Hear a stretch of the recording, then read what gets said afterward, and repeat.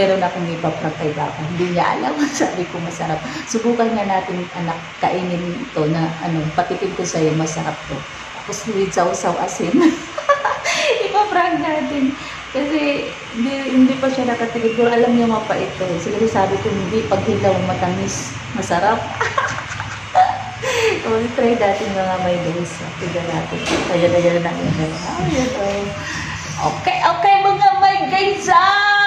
Meron kaming ni Baba po today's video. Ipapakita ko sa inyo kung gaano to kasarap. Ayan. Gaano to kasarap. Pag hilaw kasi to guys, hindi siya mapait. Pagka ganito, binabad na. Tapos hilaw dapat siya. Tapos ilagaling sa ref. Ganyan. Tapos lagyan mo ng asin. Hindi mo maano yung pait, kundi sobrang sarap, sobrang tamis. Diba? Try natin mga my guys. Ako muna. Siyempre, ako muna. Sausaw natin dyan. Tingin ka muna dito. Pakita ka sa camera. Pakita ka sa camera. Ayusin mo yung buhok mo. Kalahati lang katawan ng nakikita. Yan. Sige pa. Sugap pa. Para makita mo yung reaction ko kung gaano kasarap kumain ito.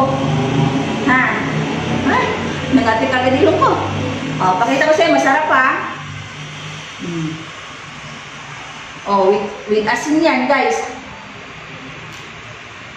Gano'n siya kay Pansit. Pero,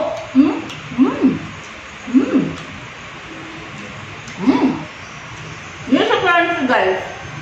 Ang sarap. Hindi siya mapait, guys. Talaga, nilululo ko yun, ha? Shortcut? May kano?